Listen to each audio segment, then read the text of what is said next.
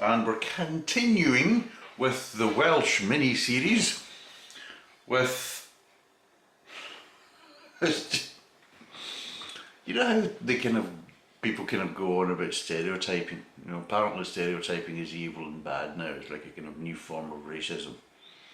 You can't stereotype things or people or whatever because, hey,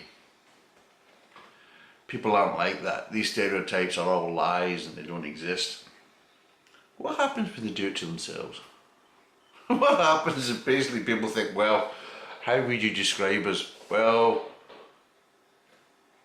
the stereotype's actually fairly close.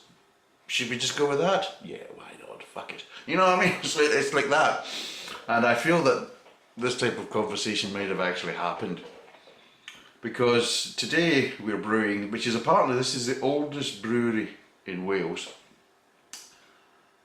I'm obviously a Celtic kind of guy, and I'm looking at the name of the brewery, and how I would pronounce it as a Scotsman might not be the same way as how the Welsh would do it. So I apologise if I'm mispronouncing it, but I'm pronouncing it with the pronunciation that comes from our Celtic language, which is Gaelic, and I do speak some of that. So we've got Felinfoel. Felinfoel is what basically I'm getting is what the brewery is, and of course it's called Double Dragon. There we go. There's a stereotype. And there's a thumbnail. So apparently Double Dragon. Oh, it's a textured label as well. Oh, you can give it a little rub. Don't we all? Anyway, apparently there's quite a lot of spiel on it. The brewery was established in 1878 in Llanelli, Wales. So it's Llanelli. It's Double Dragon and it's the national ale of Wales, apparently. Well, there we go. And there's a lot of bit of spiel at the bottom there in Welsh, which I think is just reiterating, yes, it's just reiterating what it's saying in English about the brewery and everything else, when it was formed in Wales and all that type of stuff. What have we got in the back? Would we have anything in the back? Oh, we have a description in the back. Ooh. This deep copper red ale, I didn't know it was a red ale. I couldn't really tell from the bottle, so it's a red, I quite like red ale. So deep copper red ale has a tangy red fruit flavour with nutty toffee overtones. Ticking boxes, here's ticking boxes.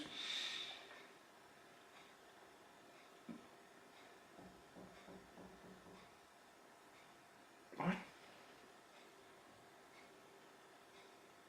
Oh, having won a gold medal at the International Brewers Exhibition, Double Dragon is a truly champion ale. So apparently it's won awards. Fair play to it. And then of course the other spiel of it is in Welsh, just reiterating what was said. Apparently it contains barley. It's 500ml and it's a 4.2% alcohol volume. Now again, these are kind of roughly round about the £1.70 if you're buying them individually, but the Tesco's in Wales, which was in Chepstow, I bought this in Chepstow in the Tesco's there, and of course they were doing a deal, £4, four bottles for £6, which works out £1.50. So of course if you buy it through that system, then it's only £1.50 a bottle, but you've got to buy 4 of them. There you go. So, but at the end of the day, if you're saving £20 a bottle and you do like that beer, you can buy 4 of the same type. So it's still better than buying them individually. So yeah. So let's crack it open and see what it's like. Hopefully it's better than the Rev James from Brains. It wasn't a bad beer, but it was just didn't really deliver. So hopefully this one will deliver, especially when it's claimed to be the national ale of Wales. I hope to God it does. Because if I slate it, then I'm going to look like an arse to the Welsh. I'd probably already look like an arse to the Welsh anyway, but at least it's a case that's more justified rather than just my looks. So here we go. Is it red? Is it red? Is it red? Is it red? Is it red?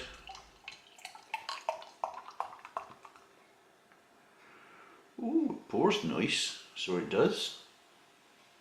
I was watching a video on YouTube and I was watching another beer reviewer. I won't say his name, but he's from Wales, and I think he's from Barry. Anyway, is that right? Anyway, but that's me. That's the Welsh switched off now. He's doing an impression of us, a little shit. But yes, it is a red ale. But yeah, I was watching him and he was using a widget glass. Jesus God, what a mess he made of it when he was pouring. I think it was a beer from Aldi, which will be a beer that will be coming up later on in our review, because we will be doing a Belgian mini-series. We've got a few mini-series coming up over this coming year, and I'm actually quite excited because some of them look really, really good. So anyway, it is a red ale.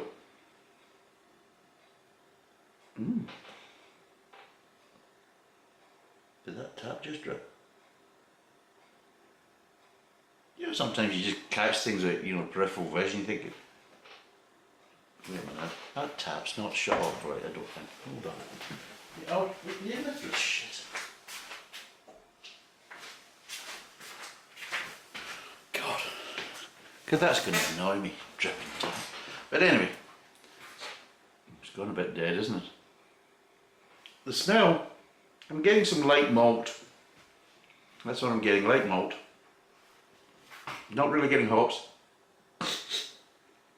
Make sure I'm clear. And that's it.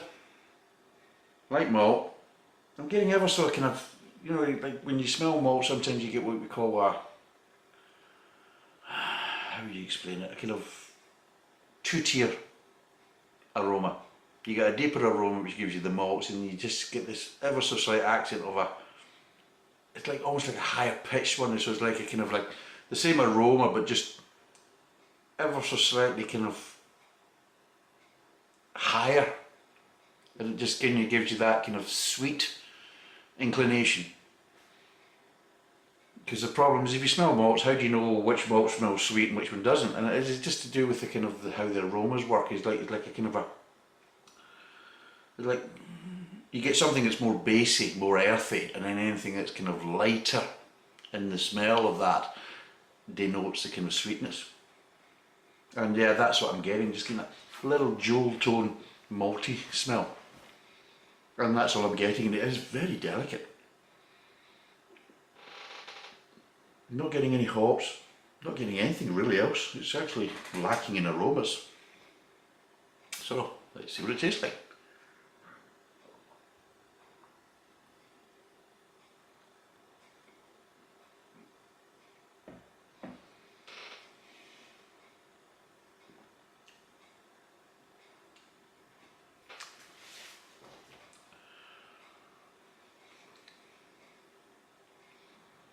Right.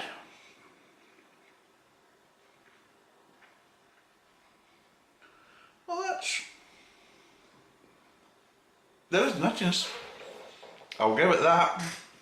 There's that kind of light kind of nuttiness. But not peanuttiness, not that kind of legume nuttiness, which of course peanuts aren't nuts. You're getting ever so slight gentle kind of Brazil nut. You know, you get that kind of Brazil nut where you get that little bit of nuttiness, which of course you get a nice kind of creamy nuttiness with Brazil nuts, but with the skin still on, not the shell, the skin.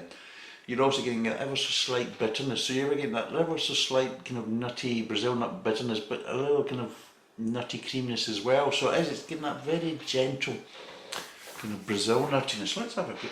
This is interesting. This is an interesting beer. It's gone bloody dead on me, but it's an interesting beer. Let's see.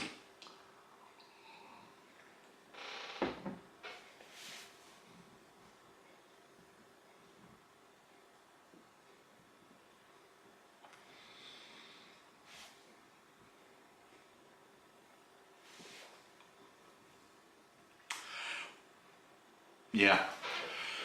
So you start off with malt, quite a gentle malt, not actually. There's a ever so slight sweetness, but you're getting a kind of nice gentle malt to start with. Slight light accents of sweetness, but you wouldn't actually say it was sweet, but it is that kind of lightness that gives you the kind of sweeter tones when it's mixed with saliva. So you're getting that.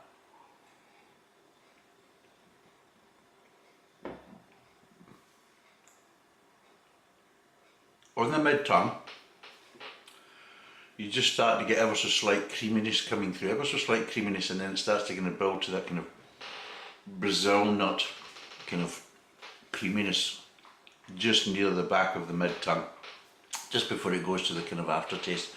And then of course it just starts to kind of gently kind of fade away, and you're just getting that ever so slight kind of bitterness that you would get if the skin was on the Brazil nut. And it just gives you that, it's so kind of from the middle of the mid-tongue going towards the aftertaste, you're just getting that kind of nice gentle kind of nuttiness flavours. And it does give you, just once you finish drinking, just what's just left there, it's just a slight, very light and gentle kind of nuttiness kind of feel to the back of the mouth, and it's actually quite nice. So it's actually very nice. It's gone a bit dead though. Which, I suppose at the end of the day, if the beer tastes nice and everything else, do you really need the head and everything else? But it does tend to, our taste plays a part, but our eyes play an even bigger part on what looks attractive and what looks appetising and everything else. And as you know yourself, a beer looking like that looks a lot more appetising than it does when it's just totally flat like a mill pond. So it does play its part in that kind of lacing on the glass, but yeah.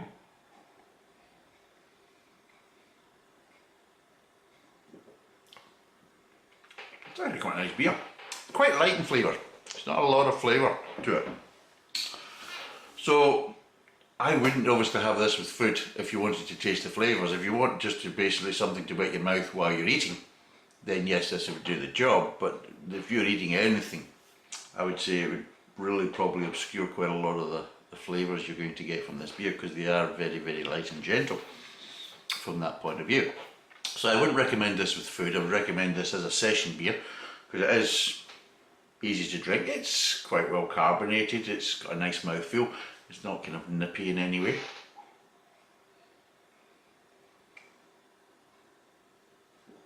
But yeah, it's got a nice kind of gentle feel to it, and yeah, it's a nice beer, and I would recommend it. And would I buy it again? Yes, I probably would. It just has a nice kind of feel to it, and yeah, I could drink that, but I probably would have to drink it by itself. As I've told you maybe in past videos, that sometimes when I'm having a bit of a sesh, I'll have a few different sesh beers and I'll kind of alternate between them. So I won't actually have the same beer one after the other. I might have 2 or 3 of the same beer, but I'll maybe be split up with different beers in between that, just to kind of stop me from being bored and just kind of change the palate and things like that. And also as a case as you appreciate it, because sometimes if you've got a good beer, the first one's really nice because it's fresh to your mouth. The second one just doesn't really deliver the same as the first, because your mouth and everything else is now acclimatised to it.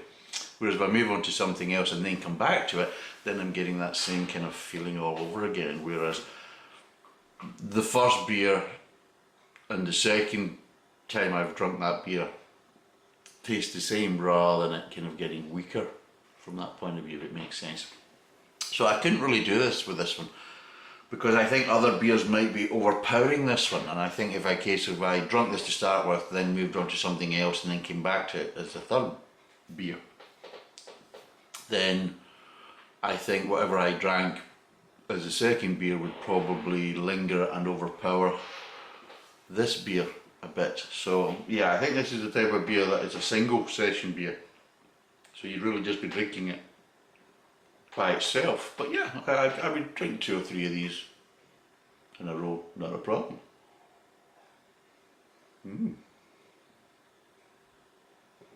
But yeah, some nice flavour profiles, so there is, but they are very mild. So yeah, it's a nice beer. What would I give it out of? What would I give it out of 10? Well, for the price and for the flavour profiles and everything else, and it is a nicely brewed beer, I'm actually going to give this a 6. I'm going to give it a 6 out of 10. It's a nice beer. It's a gentle beer, but it's got some nice flavour profiles with the kind of Brazil nut kind of flavours. And I would recommend it. Obviously I don't know how easy it is to get outside of Wales, but hopefully if we do enough reviews and have enough good reviews of the beers in Wales, then maybe that will give people another reason to go and visit Wales. You know, there's some nice scenery and food, and the people are nice and friendly and things like that. So if the beer's also good, then it's an even better reason to go and visit Wales and enjoy everything that Wales has to offer, including good beer. And compared to the last beer we reviewed as part of this series, this is a better beer. It delivers more, but it's still gentle, and it's not high in flavours, but the flavours are there, but they are very gentle and very light. So it's a 6 out of 10. Thanks for watching. Cheers and bye for now.